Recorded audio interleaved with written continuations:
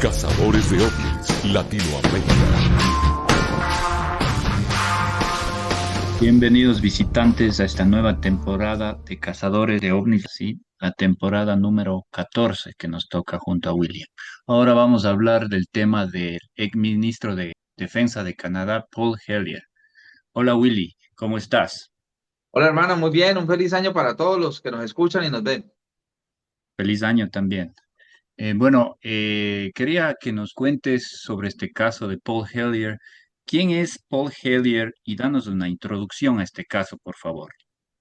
Pues a ver, Paul Hellyer fue primer ministro de Canadá entre los años 1963 a 1967. Es célebre esta persona porque es la primera persona de un cargo de alto rango del grupo del G5 que ha salido en público a decir varias veces que no solo conoce de la presencia extraterrestre en el mundo, sino que le consta y que ha hablado, inclusive él en algunas de las últimas entrevistas dijo que había hablado él con seres que decían venir de otros planetas. Él dice que el caso de Roswell es totalmente cierto, o sea, dice muchas verdades. Las dice en público y las dice un personaje oficial, primer ministro de Canadá, y con un cargo pues importante, ¿no? Con una participación en el G5. Entonces, por eso es célebre este personaje. Claro, es un caso gigante. Y bueno, ¿cómo él se dio a conocer al mundo con sus declaraciones de que convivimos con extraterrestres o intraterrenos?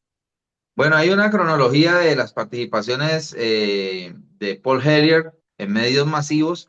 La primera es en 2005, cuando sale en una entrevista y dice que los ovnis son tan reales como los aviones que nos sobrevuelan. Entonces, pues la periodista que lo está entrevistando se queda sorprendida que un ex ministro de Canadá le diga eso y le dice que por qué lo afirma. Y le dice, porque me consta, porque son reales, porque tengo pruebas, porque he hablado con militares de alto nivel y le alcanza a dejar entrever que él también ha tenido contacto, ¿no? De hecho, hay una entrevista de las primeras que dio que dice que él y un grupo de amigos tuvieron un avistamiento extraterrestre, ¿sí? Eh, o sea, no lo vio solamente él, lo vieron varias personas. Entonces, su primera aparición es en 2005, como te digo, en una entrevista televisiva. Luego, en 2007, sale en otra entrevista pidiéndole a los gobiernos desclasificar puntualmente la información y la tecnología avanzada no humana que tienen recuperada estos aparatos. Eso lo hizo en 2007. Y ya en 2013 lo invitan a Washington a testificar y ahí es donde él dice pues todo lo que ya había dicho antes, que el fenómeno es real, que él como primer ministro tuvo acceso de primera mano a estos informes, ¿sí? Que los tuvo en la mano, informes clasificados del Ministerio de Defensa de Canadá, que nos visitan múltiples especies, inclusive enumera, saca una lista de las especies que sabe que nos visitan, creo que alrededor de 27 alcanzó a nombrar él, que visitan la Tierra desde hace miles de años. Eso lo sabemos todos, pero nadie lo reconoce en público, y menos una personalidad de esta, ¿no? Eso lo dice en Washington en una audiencia abierta de las que organiza el Congreso.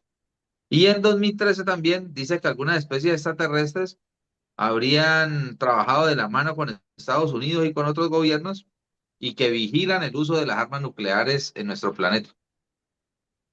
Wow. Sí, menos malo, si no ya nos hubiéramos explotado, ¿no? A ver, entonces el congreso que dijiste últimamente es el del 2013, que si no tengo mal entendido, organizó el doctor Stephen Greer en Washington también. Claro, muy Sí. conocido ese congreso. Y bueno, ¿y cómo interactúan estos, hasta donde que tengo entendido, son los nórdicos, ¿no es cierto?, que trabajan con los militares estadounidenses. En qué parte trabajan o cómo interactúan con los militares? Mira que en lo que ahora por fin reconocieron que es el Área 51, pues es una base militar secreta que de hecho decíamos en un programa pasado, en un podcast anterior, que muchos aviones y tecnología que luego en conflictos bélicos posteriores se dieron a conocer, fueron trabajados en secreto ahí en Groom Lake, ¿no? En el Área 51. Pero es que al lado del Área 51, más o menos a 7 kilómetros dentro del mismo terreno, hay otra área que se llama S4. Y más al fondo, más hacia la montaña, al interior del lago también, está S2, que es aún más secreta que S4. ¿Sí?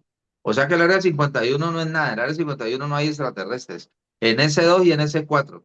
Entonces, en Estados Unidos, para empezar, ahí hay extraterrestres trabajando. No solamente lo dijo Paul Hellyer, sino que lo dijo también el señor Boyd, del que hablamos en el podcast anterior. Todos coinciden en lo mismo, ¿sí?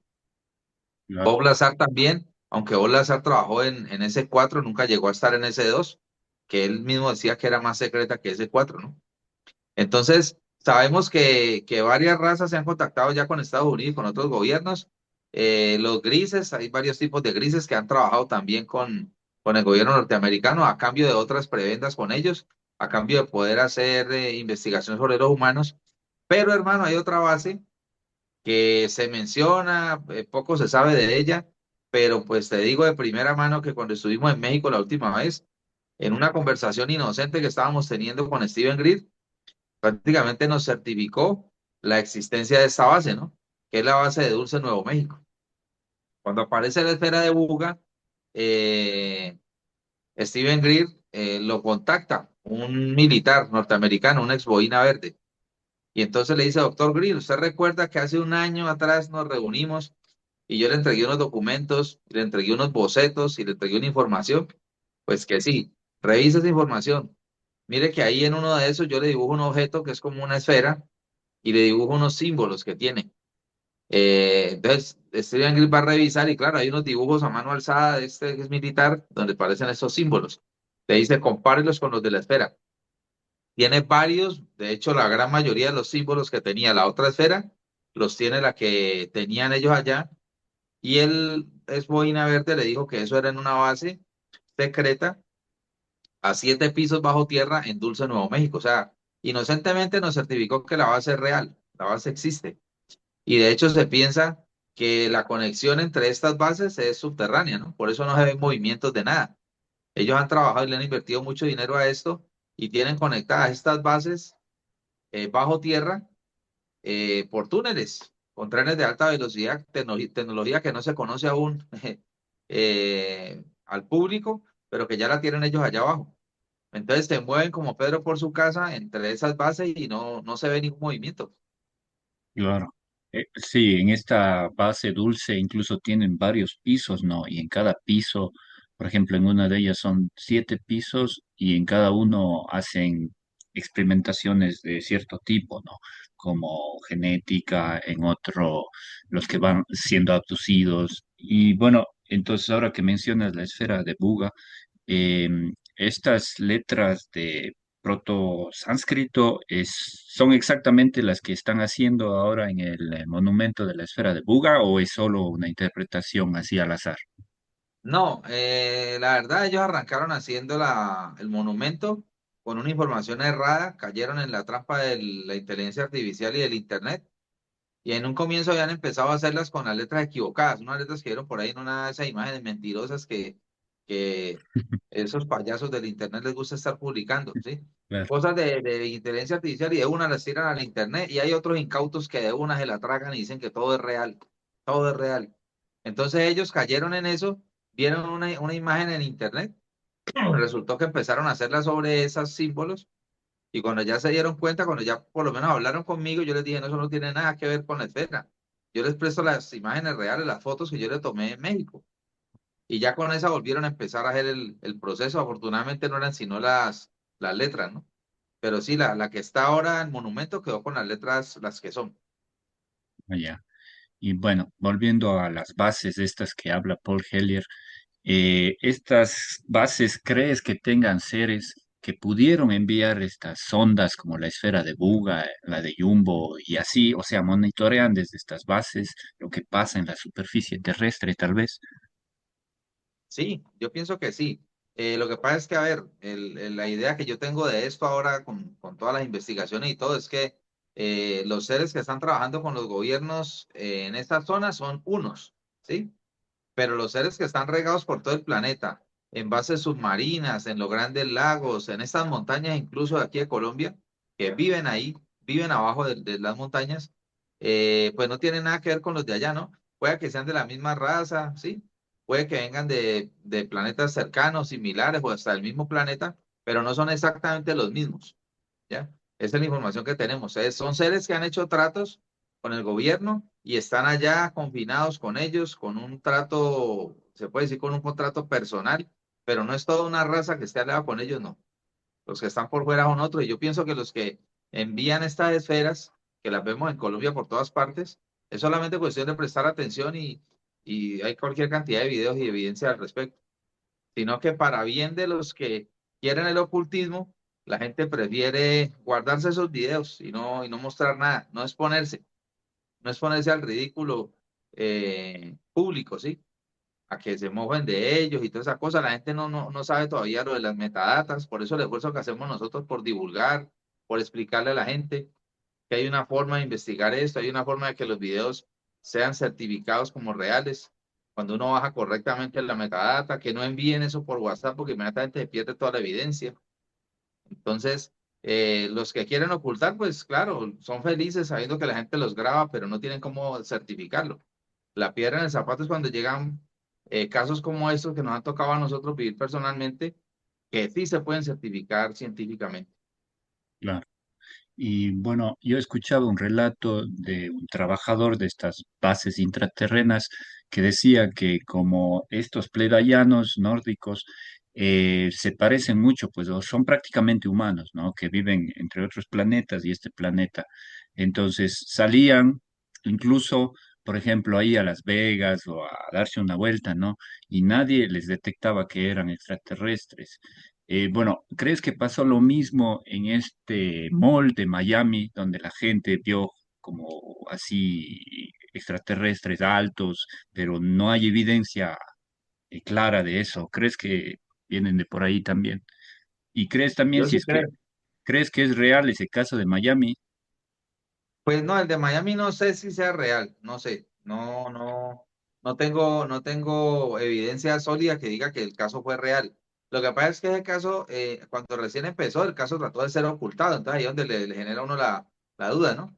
Ellos trataron de taparlo rápidamente, pero salieron tantos videos que a última hora lo desacreditaron también, igual que tantas cosas, pero no tengo certeza de que sea real. Y estoy de acuerdo contigo. Estos seres andan por la calle.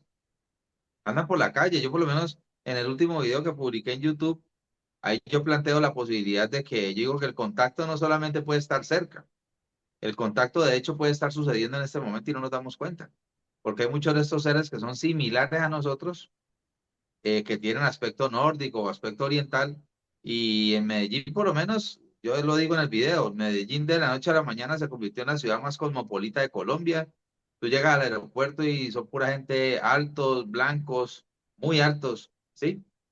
O personas asiáticas con unos rasgos muy particulares. Y no solamente vienen de paseo a Medellín, viven en Medellín y compran propiedades en Medellín, en barrios de estratos altos, ¿no? Barrios que les ofrecen mayor seguridad. Yo te aseguro que si se investigara el movimiento inmobiliario de los últimos 10 años en Medellín, se llegaría a muchas conclusiones. Sino que pues en ese terreno sí no me he querido meter de ir a investigar eso, porque eso sería invadir la privacidad de mucha gente, ¿no? Entonces yo lo primero que trato siempre es de proteger eso, la privacidad. El que no quiere exponerse, se le respeta 100% y se protege. Entonces hasta ya no me he querido meter, pero la duda sí me queda y yo la planteo. ¿Sí? Ellos andan por la ciudad como si nada. Y tú los ves y son muy diferentes a nosotros. O sea, el tipo pues de personas es muy diferente, pero son seres humanos. Entonces pasan por nórdicos, sí, pasan por extranjeros, por norteamericanos, pero pueden estar en las calles en este momento y no nos damos cuenta. Hay un video, yo no sé si tú lo has visto, que creo que es en Rusia, que al parecer la KGB los está siguiendo a dos personas que ya los tienen identificados y los van siguiendo por la calle y los están grabando desde una camioneta y cuando ya deciden abordarlos, ellos entran en una especie de biblioteca y hay uno que se les pierde y el otro ya lo logran tener cercado cuando, uno ante los ojos de ellos desaparece y tiene un libro en la mano y cae el libro. La gente dice, ah, eso es fake, pero entonces yo voy más atrás, ¿no? Eso es fake, pero ¿cuánto tiempo lleva ese video montado en las redes sociales? En las incipientes redes sociales que fue YouTube, el que lo montó en esa época, que era lo único que existía. En esa época que lo montó YouTube, No había la tecnología para hacer lo que hay hoy. Hoy se puede hacer cualquier cosa. Hoy nos pueden engañar. Pero en esa época que figura montado ese video, que es muy difícil de encontrar en las redes sociales, donde se ve esta persona, es un humano, tan desaparece ante los ojos de 4 personas que lo tienen rodeado y el libro que tiene en la mano cae. No había tecnología para hacer eso. Y hay un análisis de ese video de un soviético y un norteamericano y dicen que si hubiesen querido hacer esa desaparición cinematográfica de ese señor y hacer lo que hicieron ahí, si hubiera querido hacerlo artificial, hubieran gastado una plata increíble. ¿Quién va a gastar un plata en hacer un video falso? ¿Sí me entiendes? Eso no es lógico. Entonces, yo pienso que el contacto con estos seres sí, y que están aquí permanentemente y que viven aquí. De hecho, no sé si has oído del caso de Friendship, ¿sí? Sí, En Argentina, donde dice que ellos están ahí, viven en en una de Chile, esas islas. Y en hay Chile, muchos testimonios de claro. gente, en Chile, perdón, y dicen que mucha gente han curado en esa isla, sí, en Friendship. Sí, y ellos parecen nórdicos los que viven supuestamente Los ahí que en... viven allí, claro. Y hay un Sí, personaje muy conocido que es argentino, si no estoy mal, que era un periodista que fue el que curaron de un cáncer terminal de pulmones.